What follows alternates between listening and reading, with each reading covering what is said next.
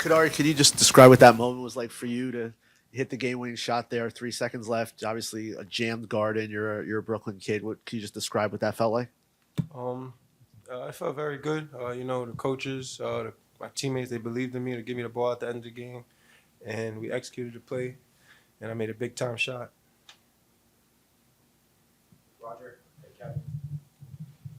Kadar, you guys have been rolling for a while now. I know that this is going to be a tough week. You got two ranked opponents coming up. How do you feel about the way that this team plays going into that week?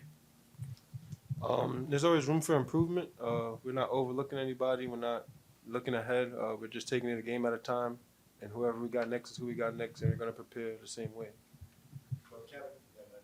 Kadari, Coach Pitino just came in here and he was happy you guys won, but he was more frustrated with the way you guys played defense for the last 6-7 minutes of the game. Can you just kind of describe kind of what happened defensively when you guys got up 19? A couple of miscommunications. A lot of things we didn't do in practice yesterday, we did in the game. Turning our back to shooters, leaving shooters open, overhelping and stuff like that. So we have to clean up that area if we want to keep on rolling and being a team that we are. All right. The game was very intense by both teams. There were a lot of mistakes. Obviously, Coach seemed to talk about your mistakes more than everything, but you had a phenomenal game. You've been on a run through January now into February where you've just picked it up a notch, a notch, a notch. Despite the intensity of this game, you seem to be more calm. What do you attribute that to? What's going on? Just being around for a while, playing a lot of basketball in this conference, and just knowing that my teammates are going to have a will to win. They don't want to lose, and that I'm a leader on this team. I'm one of the leaders, and we have to go out there and play to win every night. Kadari, I asked Coach.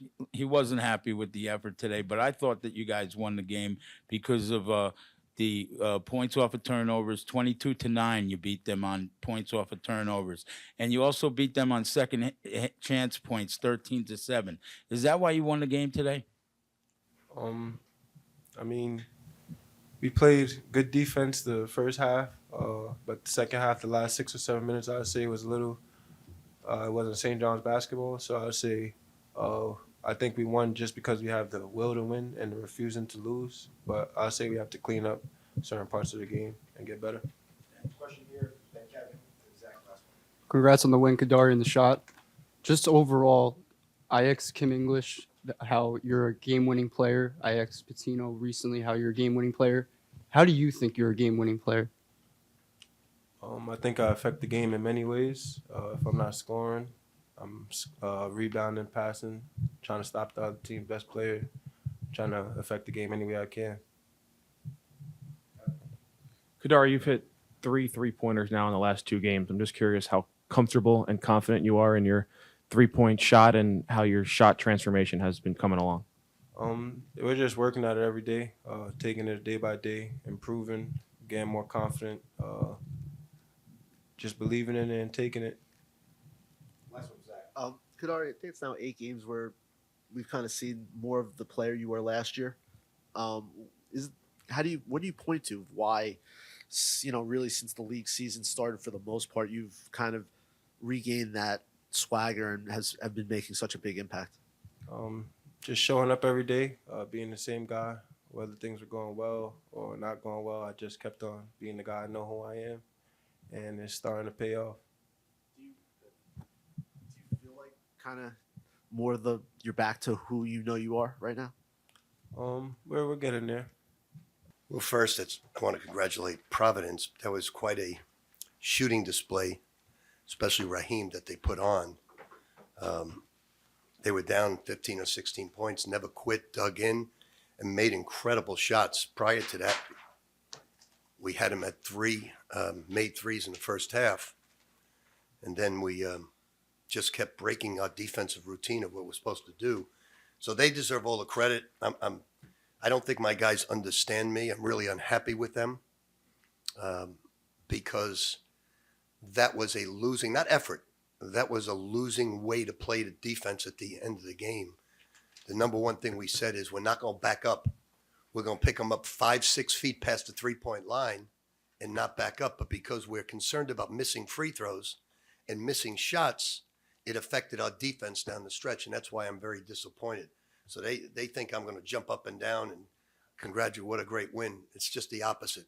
You lose games when you don't pay attention to your job, and they didn't pay attention to their job. So we're very fortunate and very pleased we won, but very disappointed in the way we played down the stretch. Not offensively, defensively.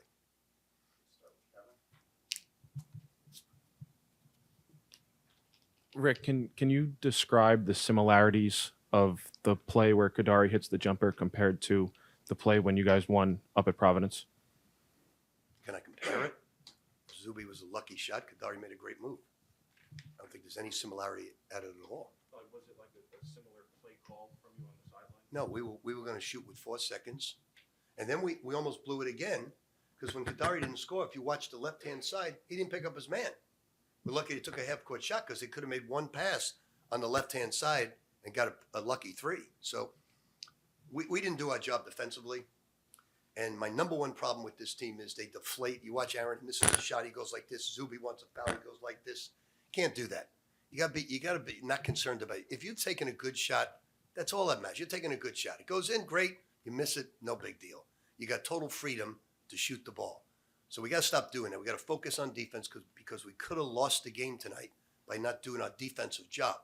So it's always better to learn from winning than it is from losing. So we learned a valuable lesson.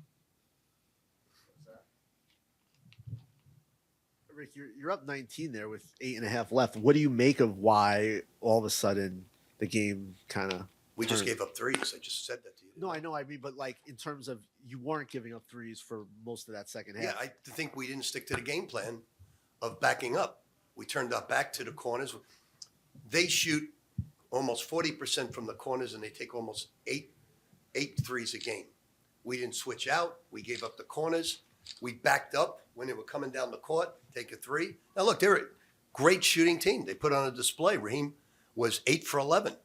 So we didn't do a good job of guarding him because we said, oh, he's way out of his range. No, he's not way out of his range. That's his range.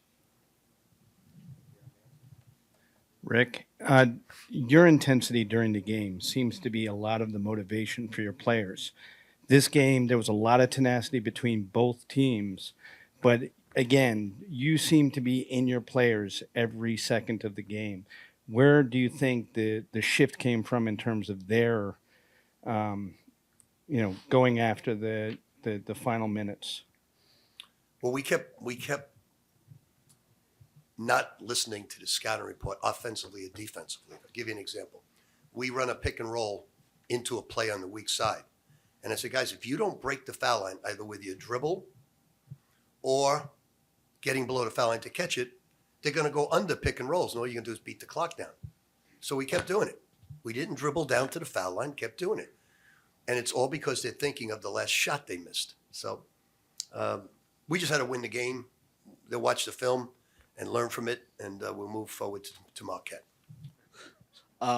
Rick, what did you think of Kadari today? 24, 8, and 8, the game-winning shot. See, he even hit 2 threes. What did you just think? Well, I told him in the timeout, look, it's tough to score. They're in our faces. Let's go to Kadari from the three-point line.